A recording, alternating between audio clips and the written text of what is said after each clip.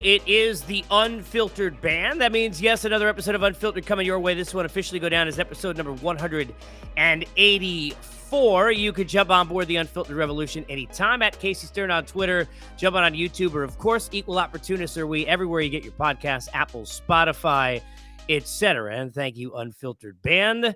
Speaking of bands, the old song goes Reunited, and it feels so good. Reunited with my longtime broadcast partner, much even better friend. You can find him on Loud Outs on MLB Network Radio, as well as the podcast over on Apple TV. I mean, geez, Emmy nominations as an analyst, and No, I don't. certainly I as don't have. I don't have any Emmy on. I mean, I'm I'm usually giving like. you some. Well, I usually get Emmys. I have 2 Emmys, but it's because I was part of a show where the people that did the real work, and I was like an That's all extra. I right. was like, "Hi, Hey, no, hey, I love it. hey. I love it." Were you on the roster? It's like baseball, right? I mean, that's it. I have a ring back there that I was on a roster for, so it was cool. I appreciate you, man. It's good to see you as usual. As by the way, I got to start here. Speaking of seeing you, I was looking at your Twitter. Was it 90s night? This picture of you, what is that? Parachute pants you're rocking? Yeah, I Denver? got some. Yeah, so it was 90s night, and it was. I was saying this to Jenny the other day, Jenny Kavnar. There were 6 people in the entire stadium at Coors Field of 35,000 because the Mets were in town that were participating in 90s night, and it was our AT&T crew. So I'm walking around the stadium, people are like, what the hell is this guy wearing? Why is he dressed like an idiot? I was like, 90s, man, I'm in 90s gear. And they're like, well, you're the only one that knows that it's 90s night. And so Were it you a was kind of Hammer fun. guy? Were you an MC Hammer guy? Yeah, I loved MC Hammer. I bought Me too. those. Me too. The green Were they called pants? Zumba pants? What were the name of those pants? I don't know, because Zumba, isn't that like an exercise class of Yeah, some sort? I don't know what they're they're like, parachute pants, like those green, they're those parachute fluorescent pants. green, right? Those fluorescent green Yeah, pants. mine were sunburst parachute pants that I found, and I rocked them. And then I had the Rockies archive open up for me because I really wanted to catch the fever. Tupac, you remember Tupac was Of course. holding the Pizza Hut box. Yes. It's such a pop culture pop icon photo of that time, and so I wanted to catch the fever, the white one, and I got the black long sleeve catch the fever purple. So it's all right. I mean, it wasn't the way I wanted my full outfit to be, but for asking other people to grab me stuff, that works really well. I hate to admit this. I could probably do the Running Man like now. Like still, I feel like. I haven't done it in like 20 years. I can't remember the last time. I don't think anybody's done it in 20 years. years. What was the other one? Like the Bunny Rabbit, the one that's like backwards. Oh, the Roger Rabbit? The Roger Rabbit, right? The Roger Rabbit. Yeah. Wow.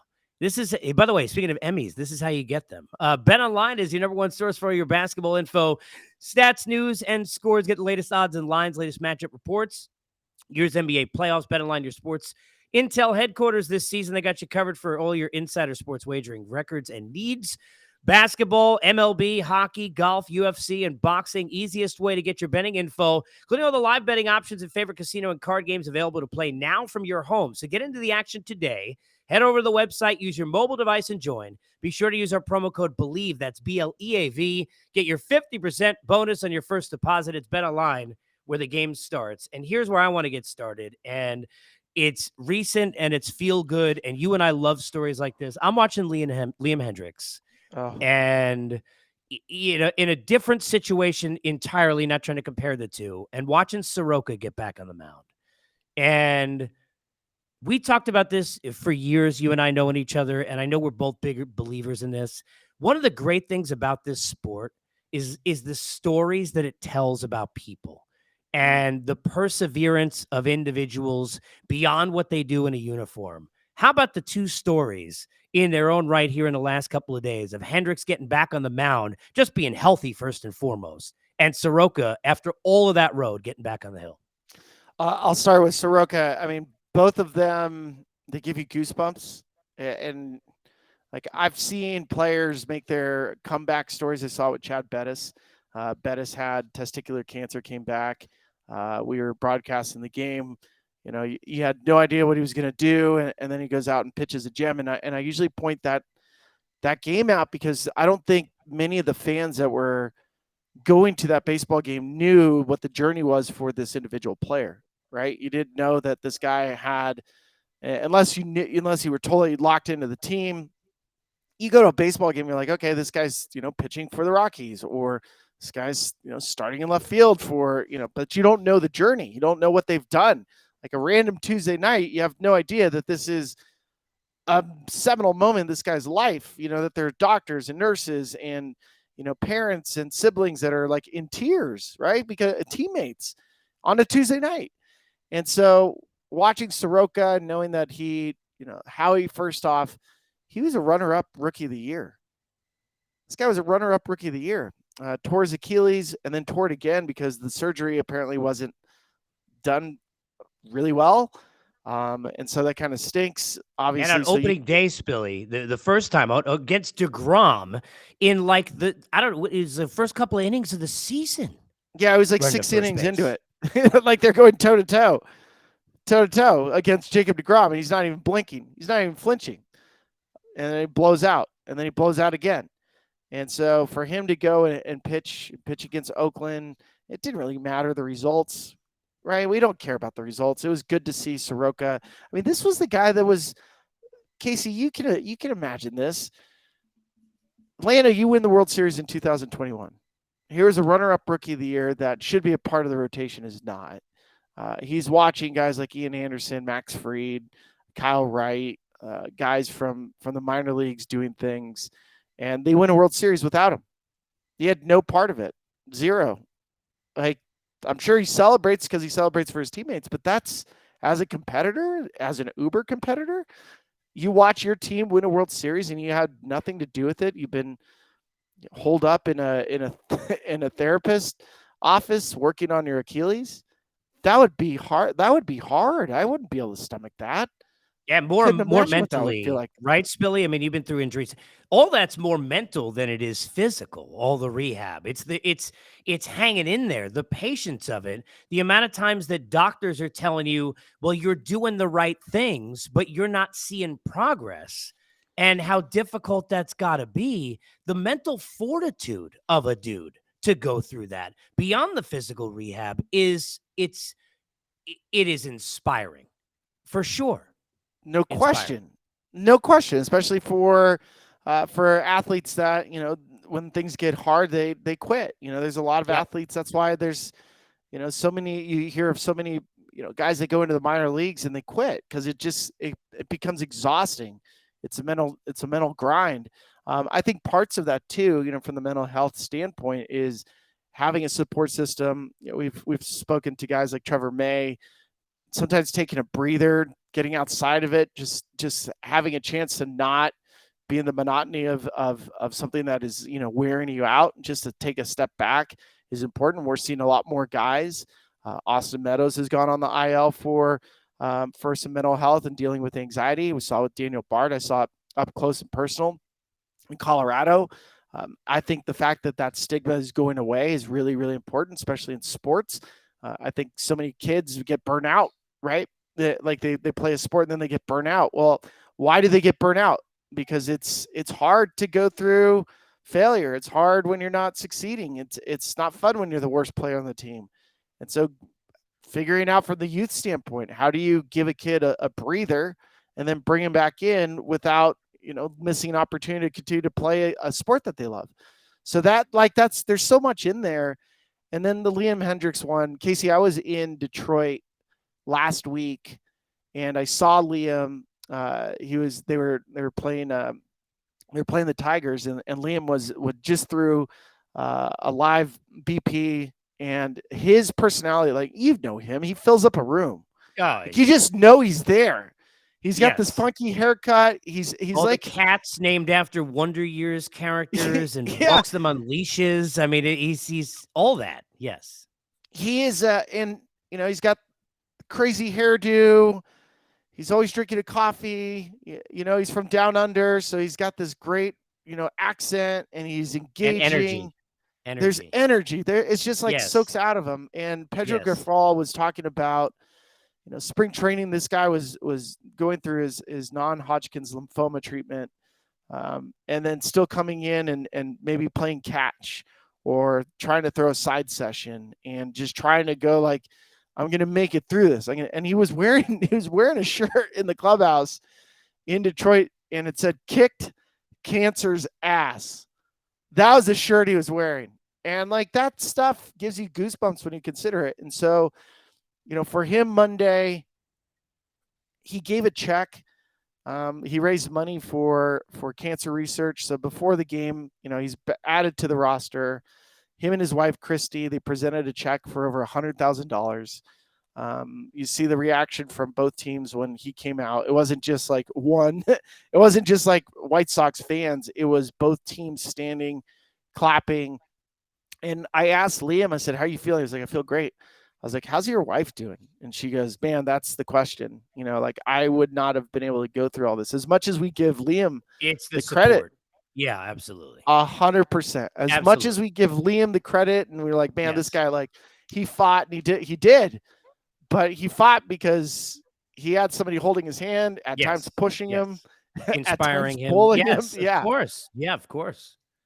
It transcends everything. We get into the minutia of pitch clocks and rules and stolen bases and arguments and sticky stuff and all this kind of garbage, and it really shows you that the best part of sport. I mean, it was amazing. Who cares how he pitches, clearly, but the fact that he's on the mound getting I don't even know what he did. I don't even know what he did. I knew he threw a strike because I watched it like a million times on social media. Just the step out with great job, by the way, as well. I can't remember who it was, but that whole thing was amazing to watch. The antithesis of amazing so far this season is watching what's happened in Oakland. And you mentioned Oakland. The other side of all of that, as you know, I've rooted in my life for bad teams. I've rooted in my life for teams that haven't spent money, teams that don't show up, teams that, when I say the team doesn't care, I don't mean the players, but you would know that the ownership was not putting in what they were supposed to, their best foot forward.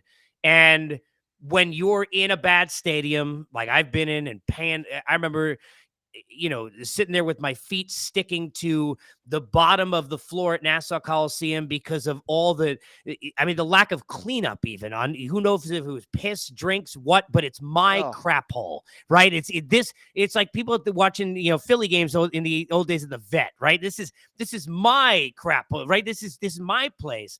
The A's fans, to me, 10 of them could be louder than 100 people anywhere else. And we've seen that for so long. I feel so bad for the people who are the diehards, the Bleacher Daves of the world who called us for years.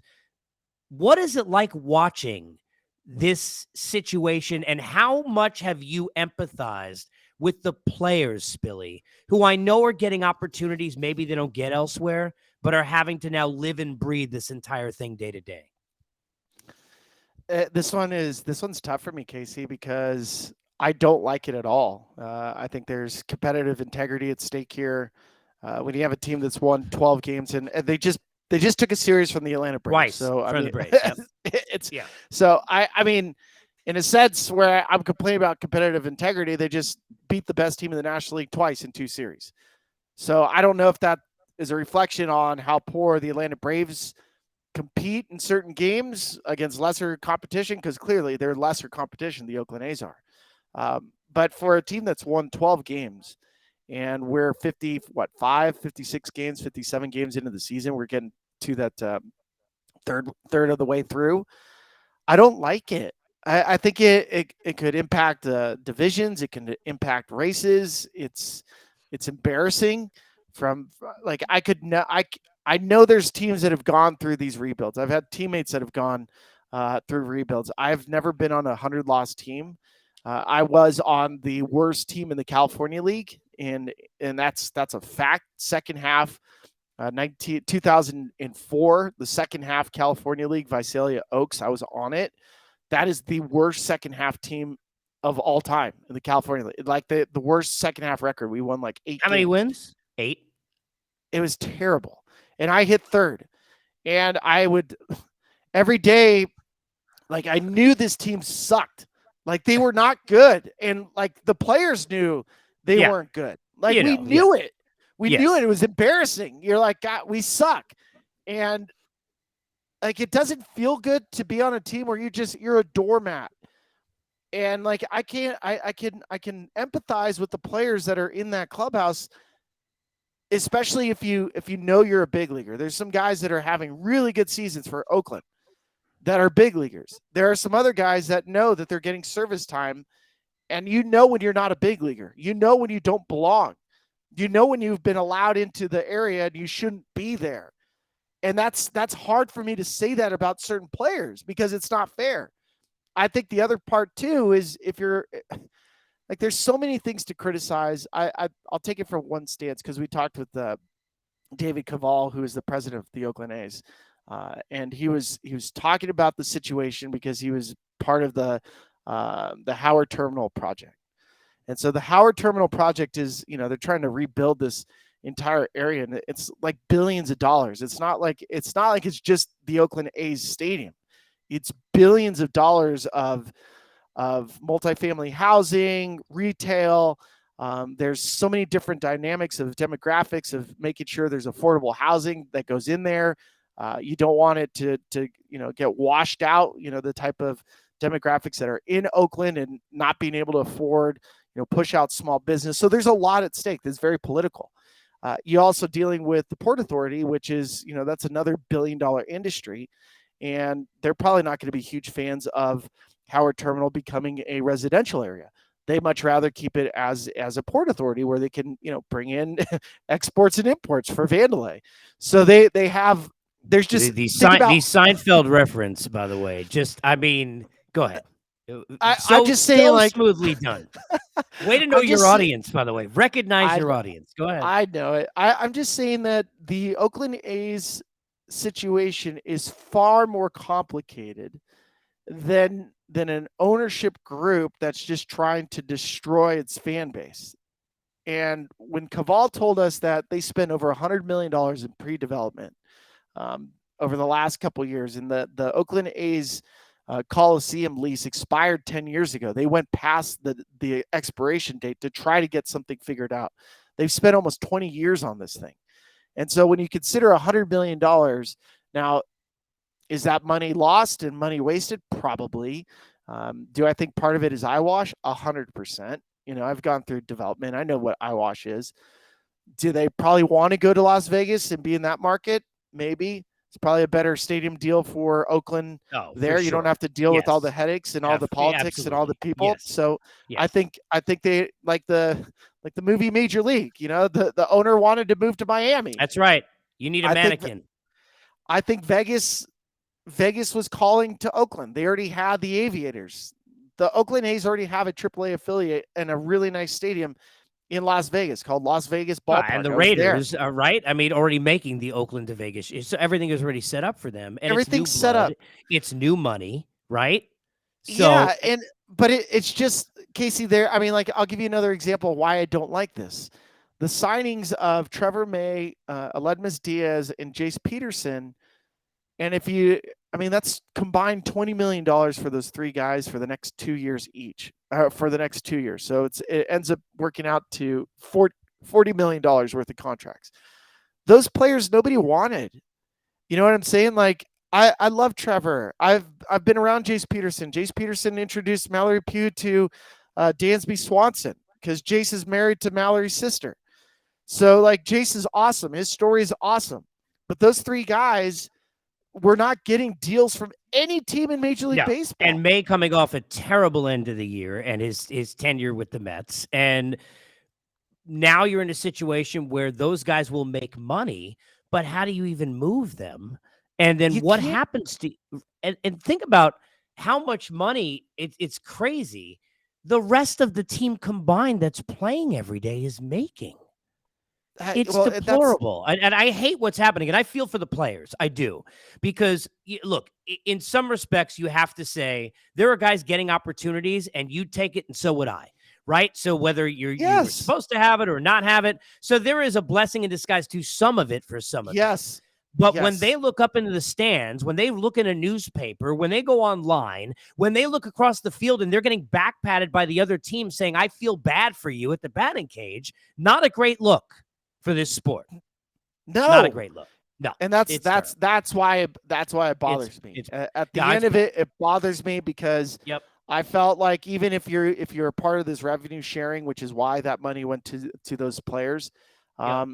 if you were really being competitive versus like, hey, we got to spend this money on 3 guys, just go find 3 guys. I just can't stand that. Let me hit you on one more thing before I let you run. Amount of games into a season before you panic. Amount of games into a season before. The way I wrote it down here to ask you was when a bad start becomes a bad season. And I'm not talking about the A's. I'm talking about San Diego specifically.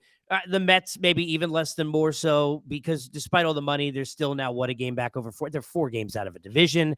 They're tied for a wild card. Even the teams that are disappointing. Look, San Diego not far out. The Nationals got the worst record in the National League. What are they? 4.5, 5 out of a wild card. So everybody's still kind of in it.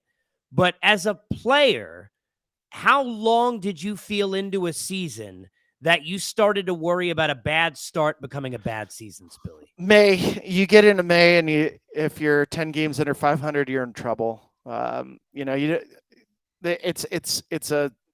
kind of like an analogy. Well, not an analogy. It's a saying. It makes sense, but it doesn't. You can't win the division in April, but you can lose it. I've seen that. It's true.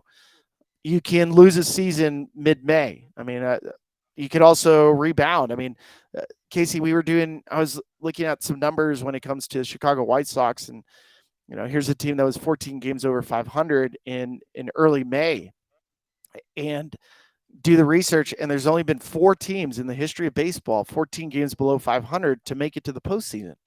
So that gives you an idea of how incredibly difficult it is, and that's at any point of the year. You could be 14 games under 500 in April, May, doesn't matter. The fact that that's and the most recent one to actually get to the postseason, you'll remember this team. It was the Chicago White Sox in 2005. So that's the last team below 14 games below 500 to make it to the postseason, and they happen to play in the American League Central, which we've documented time after time. Right now, forget it. The The American easiest League way Central. in. Forget it. Yeah. Okay, so there's Please. still a puncher's There are AL chance East teams that are begging to find their way into the Central. Yeah. So if you're that many games below 500 and it's May, you're in trouble. Yep. Like the Cardinals know they're in trouble. The White Sox know they're in trouble. The Padres know they're in trouble. And then when you consider the divisions that they're in, Cardinals can say, "Hey, we're in the National League Central. We're okay. We're in the American League Central. We're okay." Padres they're in trouble. They are in trouble. They could be okay because of the wild card, and that's always going to keep you in it. And the talent wild card, you have to win 90 games. Well, you would figure. Look, I'm thinking about the Nationals. You keep bringing up 14 under. That's why we keep talking about them at 19-31 in 2019 because of how crazy it is. And that was only 50 games into a season with so much left to play. The question for me that I have is whether or not, and go quick on it because I know you got to go, but do you think the expectations hurt San Diego at all? Is that a tangible thing? First time people actually thought they could beat the Dodgers. They weren't, that second fiddle. They weren't the little brother. I picked them to win the division. A lot of people picked them to win the division. Is that something that's tangible, or does that have nothing at all to do whatsoever with what's happened to San Diego this far? I think there's some expectations are true. I think I saw them for 4 games to start the year, and I'm the same way. I picked the Padres to get to the World Series. I just felt like with all the talent, but we knew that they were going to be flawed. They had multiple position players that were out of position. Xander Bogaerts, even though some of the numbers suggest he's above average shortstop, he's not. No. Ha-Seong Kim was the above average shortstop. Correct. Yes. Bogaerts would have been a better fit at first base. Cronenworth would have been the better fit at second. That would have made their defense much better. They're starting to play better defense, but for the first part of the season, their defense was atrocious. It was bad. Grisham in center field, Gold Glove center fielder, wasn't hitting well. Then you had the bottom of the lineup because their offense wasn't wasn't doing much, they start putting a ton of pressure. They have 5 guys that you have to count on, and then the bottom of the lineup, there's like 4 guys that have sub 300 on base percentages. So to me, it's the lineup, the construction, the overall roster. There's a lot of names, but it's flawed.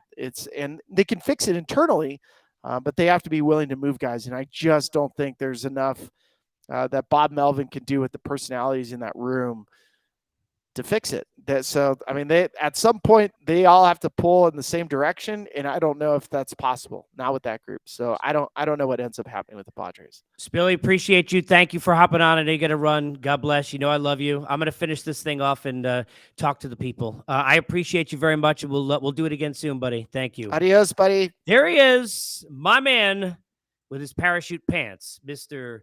Ryan Spilborghs. We continue here on episode 184 of the podcast. You always can get us on the Unfiltered Revolution at Casey Stern along the way.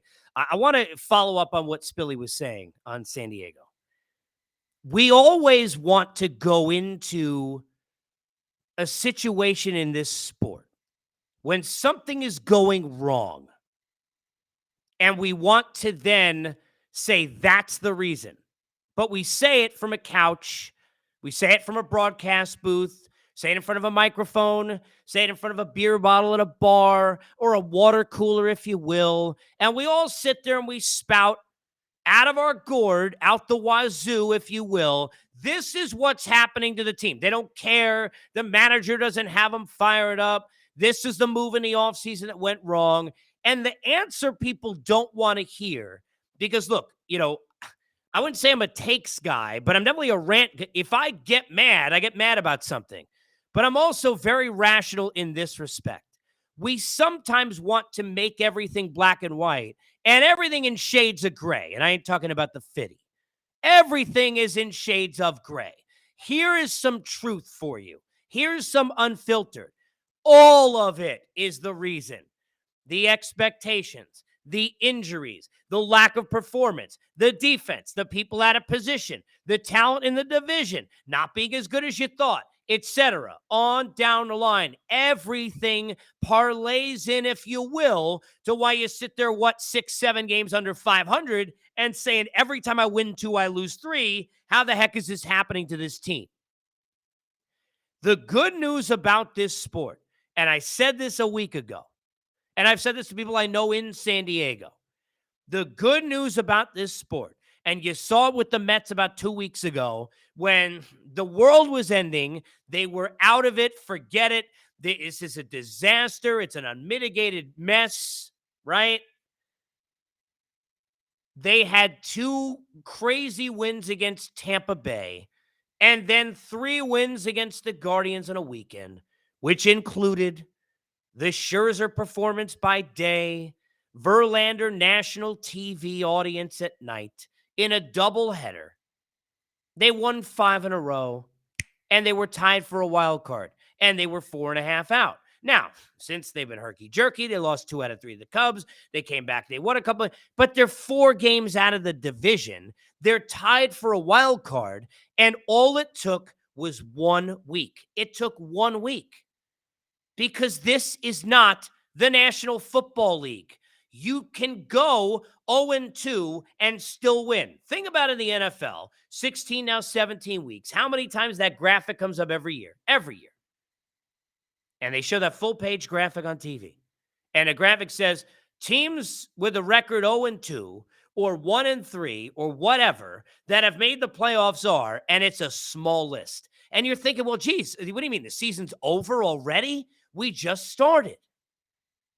And then it's teams that are 4-0, 5-0 that have missed the playoffs, and that's a small list. Well, we could just book tickets now. Baseball is not that simple. It is a book that is longer than everywhere else. It is more in depth than everywhere else. The cream rises to the top more than anywhere else. But guess what? In the midst of all that, there are a hell of a lot of chapters. And we don't create, nor do we look at, nor do we judge them equally. Follow. I'm going to tell you now in June about August, and you're still going to do what I'm going to tell you that you all do. In August, especially the last 2 weeks into the beginning of September, your team can go 3-15. Your team can go 15-3. And for the most part, you may not even notice because you're doing your fantasy football drafts, because you got your kids out before Labor Day and then they're going back to school. If you're in the South, they just started school. Now we're at the CVS or Rite Aid or wherever you go. Public's going to get all our books. And everybody got other things to do. And just like a batting average or an OBP, that once it is already got a lot of foundation, can't be changed immensely by a week and a half. The standings can't be changed usually immensely by a week and a half when you get to August. But if that week and a half happens at the beginning of the season, then your life is over, and forget it if you stink, or you're the greatest thing ever if you're great. The deeper we go, the more we forget about the chapters. But it is about hanging in there. And then when September comes, having that be your best month into October. The Philadelphia Phillies a year ago, and I apologize because I'm straining my voice. I've had a cold. And of course, if any of your parents, your kids get sick or have a pizza party or do anything, and forget it, everybody getting a cold. So forgive me, bear with me. But when you think about it this way, right? If you're looking at September and October, last year, the Philadelphia Phillies didn't make the playoffs officially until the last day, I think it was, beating out Milwaukee, right, of the season. And then look what they did and the run they went on. You go back to a couple of years ago when the Braves went on their run and nobody had them doing that. Last year, the Mets had a 10-game lead on them June 1, and then the Braves caught them. Then the Mets are gone. And these things change all the freaking time. But it is about hanging in there and making sure your valleys are not too low and that you are able to just stay in the middle of the pack, because that's the world we're in now, especially with this wild card. So if you're a San Diego Padre fan, it looks ugly as hell. But does that mean that your team can't regroup? No. Does it mean they can't perform better? No. Does it mean you can't go out and add in July if you're AJ Preller or if you're Steve Cohen and Billy Epler or whomever it might be? No. Because all those teams are going to attempt to get better come deadline time. Just the way it is. And I think when you look at it and you're trying to look at it rationally, you got to be honest with yourself and say that regardless of how bad it looks in San Diego or how great things look in Baltimore, that it is hard. It is the hardest in any sport to sustain and to go bell to bell and to be a team that is consistently that damn good the whole entire time. It's very difficult to do. I want to say this on the A's thing that Spilly and I talked about. And pardon me, I know a lot of A's fans and diehards. I've been in that building. I've seen, and I covered in that area a lot of more NBA final games than certainly playoff games in Oakland, but plenty of NBA final games where Oracle used to be. Right across wasn't even a street. Literally, you just walk across a walkway to get there. I feel for those fans. I know what it's like to root for a team that seemingly is the pits and doesn't care. I've been doing it my whole life with the Knicks, seemingly most of it, well, since the 90s. A lot of my life with the Islanders, a lot of my life with the Mets. I've been there. I know what that's like. Not to the extent of obviously never spending money, maybe even worse, having teams in big cities that were cheap and refused to spend money, even though in this case, there's some refused too, not just not able. But I feel for those fans, and those are the people we forget.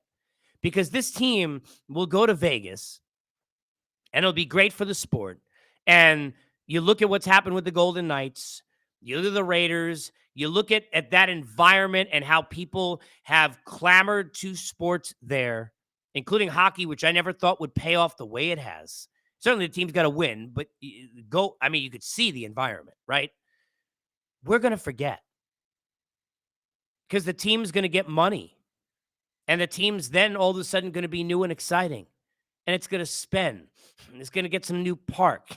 and you're going to have an all-star game or something at the park, and all of a sudden everybody going to be there, and that's going to be an it thing, and it's going to be glitz and glamour, and people in Vegas for fights who show up at the games, and they're going to have a different feel, and all of that is going to be exciting for the sport. And if you live in Atlanta like I do, or New York or Boston or LA where I used to, or anywhere else that you currently do now, watching or listening to this, that is not Oakland, and you don't care about the Oakland A's or L's, it's going to be great for you because it's cool. And we're going to forget. We're going to forget about these people who have struggled to spend their good money to watch a disaster, a dumpster fire in a deplorable building, and have stuck with that team. While names and faces changed, I remember it going back even, geez, it's been going on forever. But I remember going back to, what was it, 2014, and sitting there being at Turner, and it was like August 8th, and this team was 30 games over 500. That was when they made the Lester Cespedes deal. And then all of a sudden I'm sitting there, and I'm watching them get Terrence Gord with John Lester on the mound, Alex Gordon, homer, etc., goodbye, and you're gone. And then Donaldson, and so on and so forth, gone. It's sad. It's sad for the players who have gone through there who care. And it's sad for the people who work in the building. And it's sad for the fans. But we will forget. We will move forward as a sport. All of us who are not there, going to move forward. But I feel for those people. And they deserve a hell of a lot better. The sport deserves better from an integrity standpoint. Those fans deserve better from an integrity standpoint from that organization and from that area, for sure. You always deserve better, which I'll continue to try and give. We'll effort as we go along the way. This 184 in the books. You could stay on top. The Unfiltered Revolution at Casey Stern. You could jump on the YouTube channel. Get us Apple, Spotify, everywhere you get your podcast. Feel free to send ideas for lists and guests or things that you want to talk about as we continue to go along. And, you know, you go back to, and I close with, where we were at the beginning of this episode. The Soroka and the Liam Hendricks stories. Think about those people, not as athletes, but as people. What they persevered through. Think about what they lived through. Think about what they fought through. And that they still here. And they're still fighting. And use that to inspire you. We'll see you next time. Unfiltered, as always, brought to you by our good friends at BetOnline.